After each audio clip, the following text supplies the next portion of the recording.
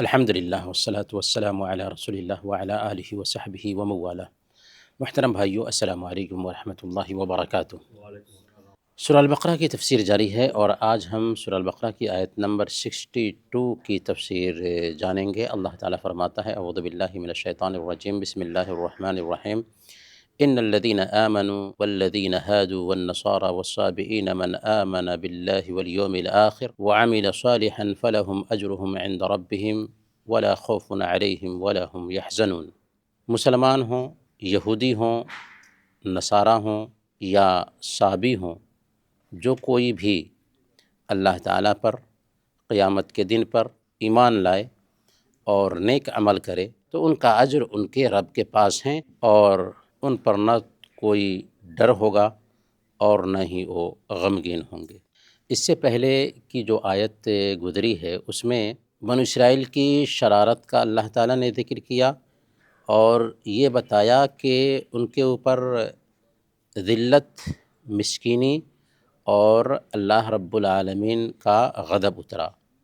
تو اس ذلت، مسکینی اور غضب سے چند لوگوں کو مستثنیٰ کرتے ہوئے اللہ تعالیٰ نے اس آیت کریمہ میں بیان کیا کہ ایسا نہیں ہے کہ سارے یہود یا سارے نصارہ یا سارے دوسرے جو مذہب کو فالو کرنے والے تھے سب کے سب اس ذلت، مسکنت اور غضب سے دوچار ہوں گے، بلکہ ان میں سے اللہ کے نبی صلی اللہ علیہ وسلم کے آنے سے پہلے جو نبی پر ایمان لائے تھے، نیک عمل کیا تھا، اللہ کی شریعت کے مطابق زندگی گزارے تھے، قیامت کے دن پر، آخرت کے دن پر ایمان رکھتے تھے، ایسے لوگ کامیاب ہونے والے ہیں۔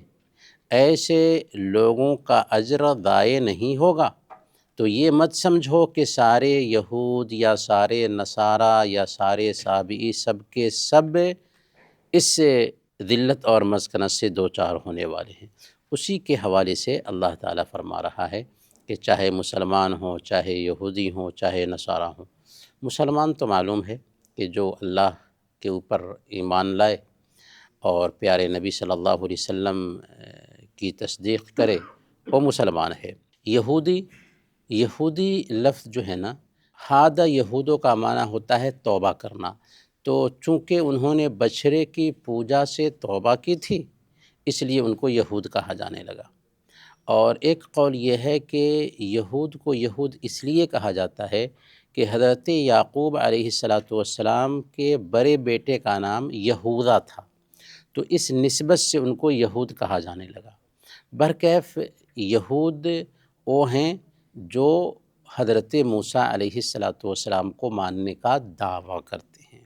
اور نصارہ یہ یا تو ایک بستی ہے ناصرہ، اس بستی کی طرف نسبت ہے کیونکہ حضرت عیسیٰ علیہ السلام کو جو فالو کرنے والے تھے وہ ناصرہ بستی سے تعلق رکھتے تھے اور اس بستی میں حضرت عیسیٰ علیہ السلام بھی گئے تھے، اس لیے ان کا نام نصارہ پڑ گیا۔ نصرانی کی جمع نصارہ ہے۔ یا یہ کہ حضرت عیسیٰ علیہ السلام نے خود کہا تھا من انصاری الی اللہ، کون ہے جو اللہ کے راستے میں ہمارے مددگار ہوں، تو انہوں نے کہا تھا نحن انصار اللہ، کہ ہم اللہ کے راستے میں آپ کے مددگار ہیں، تو اس ناحیہ سے ان کا نام نصارہ پڑا۔ تو اس ناحیہ سے آج کے جو کرسچن مذہب کو فالو کرنے والے ہیں ان کو عیسائی نہیں کہنا چاہیے، نصارہ کہنا چاہیے۔ کیوں؟ اس لیے کہ وہ حضرت عیسیٰ علیہ السلام کو فالو کرتے ہیں؟ نہیں کرتے ہیں۔ اور یہود حضرت موسیٰ علیہ السلام کو فالو کرتے ہیں؟ نہیں کرتے ہیں۔ تو حضرت موسیٰ علیہ السلام کے نام پر ایک دھرم بنایا یہودیوں نے، اور حضرت عیسیٰ علیہ السلام کے نام پر ایک دھرم بنایا عیسائیوں نے۔ پول کا بنایا ہوا دھرم ہے جس کو شاول کہتے ہیں، اس نے یہ دھرم بنایا تھا۔ برکیف یہ نصارہ ہیں۔ اسی طریقے سے کہا صابی کون ہے؟ صابی اس کو کہتے ہیں جو ایک دھرم کو چھوڑ کر دوسرے دھرم میں داخل ہو گیا ہو، اور یہ بھی ایک گروپ تھا۔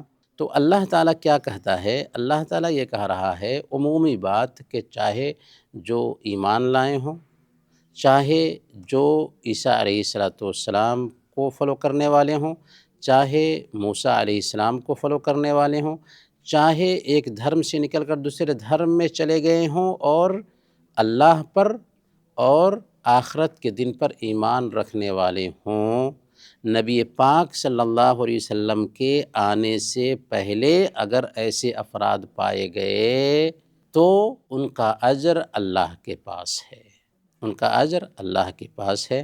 اللہ فرماتا ہے ایمان لائے اور نیک عمل کیا۔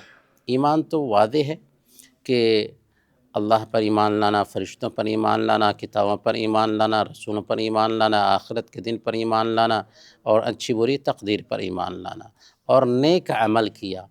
کوئی بھی عمل اس وقت تک نیک عمل نہیں کہلاتا، عمل صالح نہیں کہلاتا جب تک کہ اس کے اندر دو شرطیں نہ پائی جائیں۔ کتنی شرطیں؟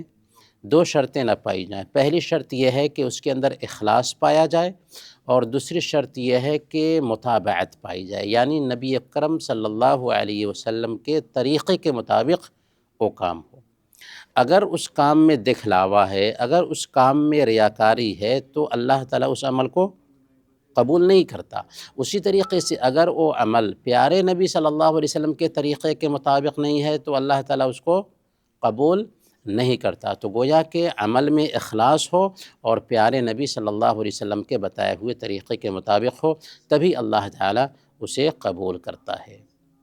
فمن كان يرجو لقاء ربه فليعمل عملا صالحا ولا يشرك بعبادة ربه احدا۔ جو کوئی بھی اللہ تعالیٰ سے ملنے کی امید رکھتا ہو تو اس کو چاہیے کہ نیک عمل کرے اور اللہ کے ساتھ کسی دوسرے کو شریک نہ ٹھہرائے۔ اسی آیت سے استدلال کرتے ہوئے علماء یہ کہتے ہیں کہ عمل کی قبولیت کی دو شرطیں ہیں، اخلاص اور متابعت، کہ عمل صرف اللہ کے لیے ہو، پیارے نبی صلی اللہ علیہ وسلم کے طریقے کے مطابق ہو۔ تو اللہ تعالیٰ نے کہا کہ ایسے لوگ اگر ایمان لاتے ہیں اور نیک عمل کرتے ہیں تو ان کا اجر ان کے رب کے پاس ہیں، نہ ان پر ڈر ہوگا اور نہ ہی وہ غمگین ہوں گے۔ ڈر اور غمگینی دو چیز ہے۔ ڈر کیا ہے کہ مرنے کے بعد آنے والے جو مراحل ہونے والے ہیں، ان مراحل میں ان کو ڈر نہیں ہوگا۔ ایک انسان کی موت ہوتی ہے، موت ہونے کے بعد جو اگلے مراحل اس کو طے کرنے ہیں ان میں ان کو کوئی ڈر نہیں ہوگا۔ حساب و کتاب کا معاملہ ہے، آگے کے مراحل ہیں، سارے مراحل اس کے آسان ہونے والے ہیں۔ ولا يحزنون، اور نہ ہی وہ غمگین ہوں گے۔ غمگین کس معاملے کو لے کر کے؟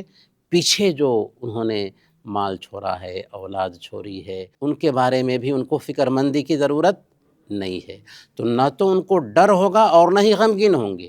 ڈر کہ آگے کا مرحلہ سارا کا سارا آسان ہونے والا ہے، اور غمگینی اس بات کی بھی نہیں ہوگی کہ ہم نے جو اپنے پیچھے اولاد چھوڑی ہے وہ بھی کچھ نقصان سے دوچار تو نہ ہو جائے۔ نہیں، ایمان تھا، نیک عمل کر رہے تھے تو اللہ تعالیٰ ان کا ضامن ہے۔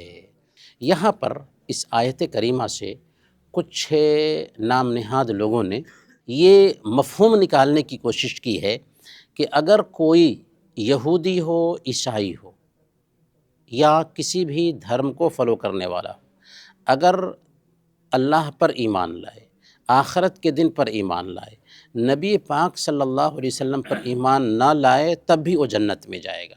لیکن یہ بات نہایت ہی غلط ہے، یہ بات نہایت ہی غلط ہے۔ نجات کے لیے اللہ کے نبی صلی اللہ علیہ وسلم پر ایمان لانا ضروری ہے۔ اللہ کے نبی صلی اللہ علیہ وسلم کی بعثت کے بعد یہ آیت یہ بتاتی ہے کہ اللہ کے نبی صلی اللہ علیہ وسلم کی بعثت سے پہلے اگر لوگ اللہ پر اور آخرت کے دن پر ایمان لاتے تھے تو ان کا اجر ضائع نہیں ہوگا، لیکن اللہ کے نبی صلی اللہ علیہ وسلم کی بعثت کے بعد اگر کوئی آدمی اللہ پر بھی ایمان رکھتا ہو اور آخرت کے دن پر بھی ایمان رکھتا ہو، صرف ایک اللہ کی عبادت کرتا ہو، لیکن پیارے نبی صلی اللہ علیہ وسلم پر ایمان نہ لائے تو نجات نہیں پا سکتا۔ اللہ تعالیٰ فرماتا ہے ان الدین عند اللہ الاسلام، اللہ کے پاس سچا دین صرف اسلام ہے۔ ومن یبتغی غیر الاسلام دینا فلن یقبل منہ، جو کوئی بھی اسلام کے علاوہ کوئی اور دین کی تلاش کرے گا وہ اس سے قبول نہیں کیا جائے گا۔ وہ فی الآخرۃ من الخاسرین، اور وہ آخرت میں گھاٹا اٹھانے والوں میں سے ہوگا۔ اور صحیح مسلم کی روایت ہے، اللہ کے نبی صلی اللہ علیہ وسلم بیان فرماتے ہیں والذی نفسی بیدہ لا یسمع بی احد من هذه الامہ یہودی ولا نصرانی ثم یموت ولم یؤمن بالذی ارسلت به الا کان من اصحاب النار۔ قسم ہے اس ذات کی جس کے ہاتھ میں میری جان ہے، جو کوئی بھی اس امت کا، چاہے وہ یہودی ہو نصرانی ہو، میرے پیغام کے بارے میں سنتا ہے اور مجھ پر ایمان لائے بغیر وفات پا جاتا ہے، وہ جہنم میں جائے گا۔ تو یہ ہمارا پختہ عقیدہ ہونا چاہیے کہ اللہ کے نبی صلی اللہ علیہ وسلم کی بعثت کے بعد اگر کوئی اللہ اللہ کرتا ہے، صرف ایک اللہ کی عبادت کرتا ہے، آخرت کے دن پر ایمان لاتا ہے، لیکن پیارے نبی صلی اللہ علیہ وسلم پر ایمان نہیں لایا تو وہ نجات نہیں پا سکتا۔ تو اسی لیے اس آیت سے اگر ایسے نام نہاد لوگوں نے استدلال کیا کہ اگر کوئی آدمی پیارے نبی صلی اللہ علیہ وسلم کی بعثت کے بعد بھی اللہ پر ایمان لائے، پیارے نبی صلی اللہ علیہ وسلم کو نہیں مانا، وہ نجات پا گیا، تو وہ باطل استدلال ہے۔ یہ آیت کریمہ دراصل یہ بتا رہی ہے کہ جو لوگ ایمان لائے اور نیک عمل کیے اللہ کے نبی صلی اللہ علیہ وسلم کی بعثت سے پہلے، ان کا اجر ضائع نہیں کیا جائے گا، لیکن جو لوگ اللہ کے نبی صلی اللہ علیہ وسلم کی بعثت کے بعد ایمان لاتے ہیں، نیک عمل کرتے ہیں، آخرت کو مانتے ہیں، لیکن نبی پاک صلی اللہ علیہ وسلم کو نہیں مانتے ہیں، وہ نجات پانے والے نہیں ہیں۔ وصلی اللہ علی نبینا محمد وعلی آلہ وصحبہ اجمعین۔